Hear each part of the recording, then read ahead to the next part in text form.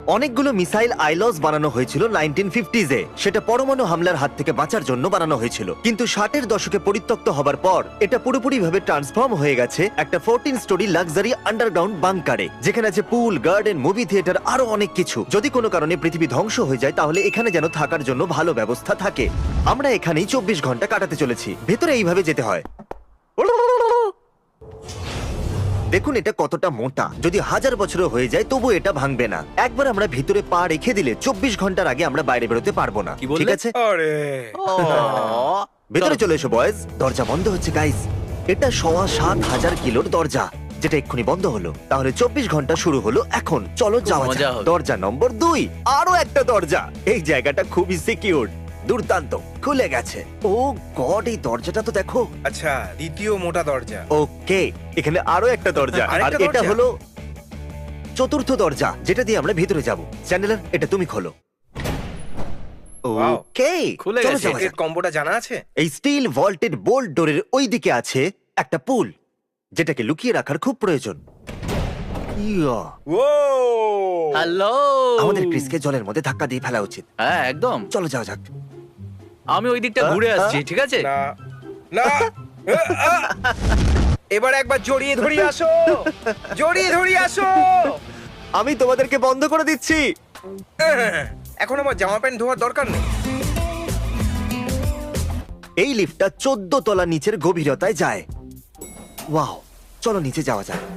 ও ও, এই এখানে দেখতে পাচ্ছ সমস্ত ফ্লোরস। আপনি সিকিউরিটি ফ্লোরে আছেন। ও একবার দেখো, এটা ইনক্রেডিবল ভাই। এখান থেকে তুমি সবকিছু দেখতে পারবে। এটা একটা পাগলামো। এখান থেকে প্রত্যেকটা জিনিসকে 24x7 মনিটরিং করা হয়, সেটা বেস্ট সার্ভিল্যান্স দিয়ে। যেরকমটা আপনারা দেখছেন, ক্রিস এখন যাচ্ছে এলিভেটর দিয়ে। বাজি ধরো এ এখন নাচবেই। হে কি করছে? ও অদ্ভুত এতে কিছু twerk করছে। আমরা যাচ্ছি 4th ফ্লোরে। ও ও তাহলে এখানে ওরা সমস্ত খাবার স্টোর করেছে। এই অ্যাপেলগুলোর 47 সার্ভিংস। এবার বলা যাক আমরা এই স্টোরে পৌঁছলাম কি করে। এসো একটু দেখা যাক তাও এগুলোকে। underground? এটা আন্ডারগ্রাউন্ড ফিশ মার্কেট। এখানে তো একটা ফ্লোরের মধ্যেই অনেকগুলো ফ্লোর আছে। এটা কাজ দারুণ করে কি ব্যাপার। করে? ও ও মাই গড, What? এটা কি আসল? এখানে সবাই ফসল ফলায় পুরো বাংকারের জন্য। এরা লিটারালি সব ফসলই ফলায়। আর এ হলো ডাস্টিন, এ আমাদের সমস্ত প্রশ্নের উত্তর দেবে। তোমরা এইসব কেন ফলাচ্ছ? যদি আপনারা বাইরের দুনিয়ার থেকে এখানে আটকে পড়ে যান, তাহলে আপনাদের নিজেদের খাবার নিজেদের তৈরি করতে হবে, যাতে আপনারা আত্মনির্ভর হতে পারেন। ওরা মাছের চাষ করে, তারপর মাছের ওয়েস্ট দিয়ে ওরা গাছের সার তৈরি করে, তারপর গাছ থেকে আবার মাছের খাবার তৈরি করে। কি দারুণ তাই না? এদের কাছে ফসল ফলানো এবং লোকেদের জন্য খাবার তৈরি করার আত্মনির্ভরশীল পদ্ধতি আছে। তাহলে তুমি কি আর কিছু জিজ্ঞেস করতে চাও? মাছেদেরও জল তৃষ্ণা পায়। এবার আমাদের সামনে এগোনো উচিত। আচ্ছা। চলো এগোনো যাক।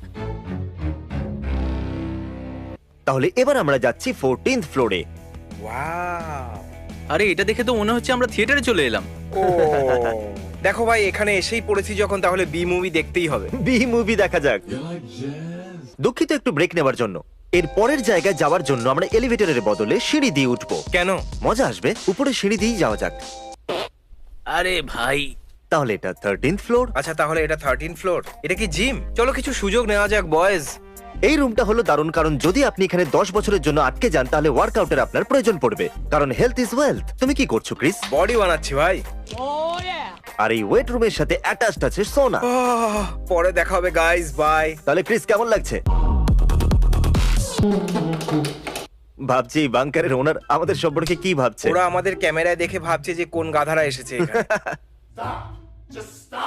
কত নম্বর ফ্লোর এটা? ও, এটা তো পড়াশোনা করার জায়গা। হ্যাঁ, কি সত্যি? আমি এখানে থাকতে চাই না। আরে এটা তো একটা স্কুল। এরা কি বাংকারের ম্যাপ ড্রয়িং করেছে এখানে? এটা একটা ক্লাসিফাইড ইনফরমেশন। প্রজেক্ট। তুমি তো এটার উচ্চারণও করতে পারছো না। একটা লাইব্রেরি? এখানে তো অনেক বুকস আছে, তাই না? কই, নেই তো। আরে সার্কাজমে ও বলেছে। তাহলে আমরা খেলবো পুল গেম, আর এটাকে মজাদার বানানো যাক। কেমন হবে যদি আমরা বাজি রাখি $2000? যে জিতবে সে পেয়ে যাবে ঠিক আছে, $6000। হ্যাঁ। ডিল। ঠিক আছে, আমি করে দিয়েছি। তাহলে আমরা এটা 3টে ভাগে ভাগ করব। পুরোটা দেখিয়ে বোর করব না, শেষে দেখা হচ্ছে। এটা হলো বল গেম।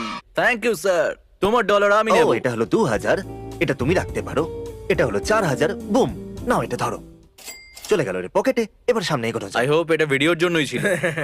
এই জায়গাটা সত্যি কুল। এখানে অনেক মজাদার জিনিস আছে। মনেই হচ্ছে না এটা একটা বাংকার। আমি বলি আমরা সবাই আলাদা হয়ে যাই আর মজা করি। ঠিক আছে। ঠিক আছে। 3 বললে আলাদা হয়ে যাব। 3, শুরু ভাগ হয়ে করো। যাও। অলরাইট গাইজ, আমরা আলাদা হয়ে গেছি। আমি এখন পিং পং খেলবো। ওপরে যাচ্ছি। এখন যখন আমরা আলাদাই হয়ে গেছি, আমি এখন একটা বই পড়বো। এটা কি একটা লাইব্রেরি?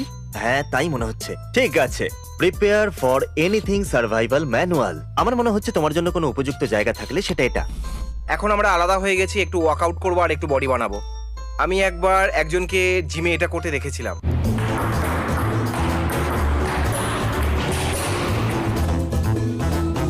ঠিক আছে, চলো এবার গিয়ে দেওয়ালে ওঠা যাক। The wizard's first rule. আমাকে এই পুরো 600 পাতার বইটা পড়তে হবে যাতে আমি দেখতে পারি এর প্রথম রুল। আমি শুধু 20 মিনিটের জন্য এক্সারসাইজ করতে চেয়েছিলাম, কিন্তু এটা খুব কঠিন আর আমি এখন করতে পারছি না। আমার ভয় লাগছে, এবার আমি নিচে নামবো। এই বইটা ইন্টারেস্টিং নয়, কিন্তু এখানে একটা চেস বোর্ড আছে। না, বসে যাও, সময় এসে গেছে খেলার। ডুডু ডুডু ডুডু চেস। তুমি 2000-এর বাজি রাখবে চেস গেমের জন্য? আমি লাগাতে চাই না। ঠিক আছে, চলো রিস্ক নিচ্ছি। ঠিক আছে, শুরু শুরু করি, করা চলো। যাক। চলো শুরু করো।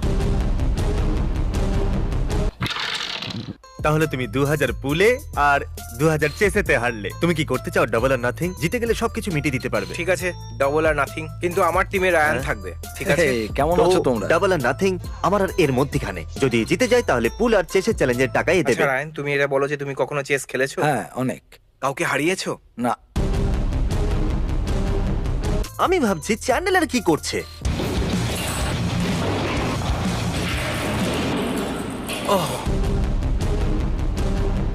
ক্রিস প্রথম গেমে 2000-এর বাজি রেখেছিল যাতে পুল গেমের টাকাটা হ্যাঁ। মেটাতে পারে। তারপর ও হেরে গেল, তাই এখন ও ডাবল আর নাথিং করছে 4000-এর কিন্তু জন্য। এবারে আমার সাথে রায়ান আছে। তোমার মন খারাপ মনে হচ্ছে। তুমি এখানে ছিলে? হ্যাঁ, চলো। এটা এটা চেকমেট। চেকমেট হয়ে গেল। ঠিক তাহলে আছে, চেকমেট ডিডি, থ্যাংক ইউ। ওপরে যাচ্ছি। তোমরা আমাকে ক্যামেরায় দেখতে পাচ্ছ, আমি কিন্তু চলে যাচ্ছি। আমার মন ভরে গেছে, আমার এই জায়গাটা একদম পছন্দ নয়। Residential level